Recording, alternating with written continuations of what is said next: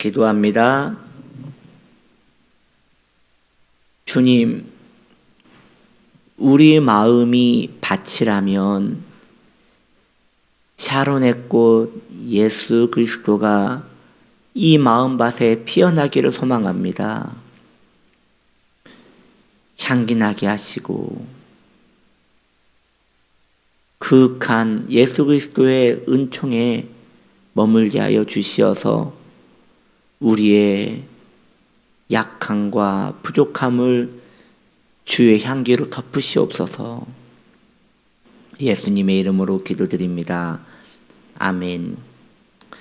출애굽기 7장 4절 바로가 너희의 말을 듣지 아니할 터인즉 내가 내 손을 애굽에 뻗쳐 여러 큰 심판을 내리고 내 군대 내 백성 이스라엘 자손을 그 땅에서 인도하여 낼지라. 오늘 말씀의 제목은 재앙의 확장, 재앙의 확장입니다. 이 10가지 재앙은 크게 4부류로 구분이 가능합니다. 순서대로 그 분류가 가능한데요. 첫째 그룹은 피재앙, 개구리재앙, 이재앙으로 이렇게 첫째 그룹을 지을 수 있고요.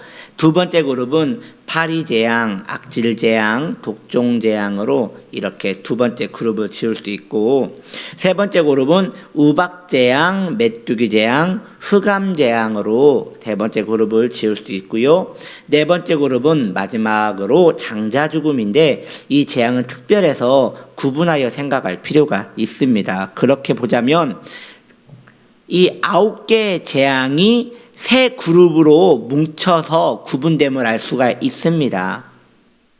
무엇을 알 수 있느냐? 재앙이 점점 확장된다는 것을 알 수 있어요. 첫 번째 그룹에서는 애굽인들의 삶의 질이 떨어집니다. 즉 삶의 불편함을 경험하게 되는 것이지요. 나일강이 피로 변했습니다. 그러나 물은 없었지만 땅을 파면 그래도 물이 나왔습니다. 개구리가 집에 들어왔습니다. 그것으로 인하여 불편하지만 못 살 정도는 안 됩니다. 그 징그러운 것 좀 참고 이게 몰아내고 또 밥 지어 먹으면 되는 것이죠. 이 때문에 몸이 간지럽지만 약을 뿌리고 씻으면 또 살만합니다. 그렇게 삶이 매우 불편하지만 그래도 그것 때문에 건강에 문제가 생긴다거나 생명의 위험이 있는 정도는 아니었다는 것이죠. 이것이 첫 번째 그룹의 상태였습니다. 그런데 이제 두 번째 그룹으로 더 나아가면 이번에는 불편한 정도가 아니라 재산과 건강, 즉 삶의 굉장히 중요한 부분을 타격하기 시작합니다.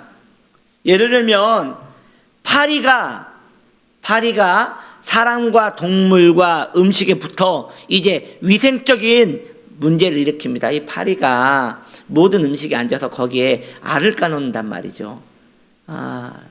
끔찍하죠. 또 악질은 가축들에게 전염병을 일으켜서 가축들이 이제 죽어가기 시작하는 거예요. 가축들이 이제 위험해지기 시작하는 거예요. 독종은 사람들을 죽이진 않지만 이 피부병으로 매우 고통스럽게 만들었다는 것이죠. 그렇게 되니 몸이 괴롭고 삶이 괴로우니 이제 위생적인 문제며 건강의 문제며 여러 가지 문제로 경제활동을 할 수 없게 되지요. 이 정도까지 되면 불편하다 정도가 아니라 이제 삶이 마비가 되는 것입니다. 첫 번째 그룹에서는 삶의 질을 떨어뜨리는 거였다면 두 번째 그룹에서는 이제 실제적인 건강의 문제까지 가게 되는 것이죠. 세 번째 그룹은 이제 아주 심각한 상황이 됩니다. 이제는 생명이 소멸되는 시간까지 가게 되는 것이죠. 예를 들면 우박은 먹을 수 있는 모든 곡식을 다 없앴습니다. 메뚜기 때는 그나마 먹을 수 있었던 뒤늦게 자란 보리까지도 다 먹어치웠습니다. 이제 마지막으로 흑암이 오니 아무것도 볼 수가 없어서 집 밖을 아예 나갈 수가 없으니 이제 정신적으로 무너져 버리는 것이죠. 즉 숨만 붙어 있게 만드는 것이에요. 아무것도 할 수 없게요. 이렇게 재앙은 시스템되어 있죠. 점점 확장되는 것이라고 말할 수 있는 것입니다. 아무 재앙이나 온 것이 아니라 하나님께 돌아올 수 있는 기회를 계속 주고 계시는데 그 압력이 점점점 강하여지는 것입니다. 그리고 점점 그 상황은 심각해집니다.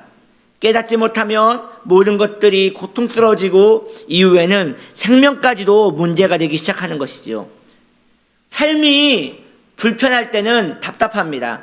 그러나 자신의 악을 그렇다 하여 버리지 않습니다. 불편하고 답답한 것은 참는 것 같아요. 그러나 건강에 문제가 생기면 고통스럽습니다. 그때도 자신의 악을 버리지 않습니다. 결국 생명의 위험이 오면 그때서야 하나님을 두려워합니다. 왜 이리도 사람이 미련한지. 우린 여기서 인간의 고집이 얼마나 세고 하나님을 찾기에 둔한지 알 수 있는 것이지요. 그러므로 사랑하는 성도님들이요, 복스러운 마음, 좋은 마음은 어떤 마음이냐? 부드러운 마음입니다. 마음이 부드러워지는 것이에요. 그렇다면 마음이 부드러워진다는 것은 구체적으로 무엇을 말하는 것입니까? 주님을 의지하는 마음을 부드러운 마음이라고 말합니다. 자신의 약함을 자랑하는 마음입니다. 참 아이러니하지요. 우리는 자신의 약함을 숨기려 하거든요. 그런데 부드러운 마음은 자신의 약함을 하나님 의지하고 신뢰하는 마음으로 드러내는 것이에요. 하나님은 주님 없이 용감하게 사는 것을 미워하십니다. 다시 말씀드릴게요. 하나님은 말이죠, 주님 없이 용감하고 굳세게 사는 거 미워하십니다. 왜냐? 그런 마음은 딱딱하게 굳어서 끝까지 가거든요. 그러므로 존귀한 하나님의 사람들이여, 마음을 부드럽게 하십시오. 마음을 하나님을 의지하는 마음으로 부드럽게 하십시오. 이것만큼 복된 것이 없는 것입니다. 그렇게 살아갈 때 하나님의 긍휼을 누릴 수 있는 것입니다. 우리는 애굽왕 바로와 같이 마음을 강팍하게 하지 맙시다.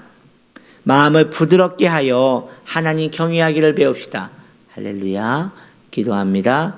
하나님 아버지, 우리의 마음을 가난하게 하사 하나님 없으면 못 사는 마음 되게 하여 주시고, 주님을 의지하는 마음으로 진리 외에 만족을 누릴 수 없는 거룩한 심령 되게 하여 주옵소서.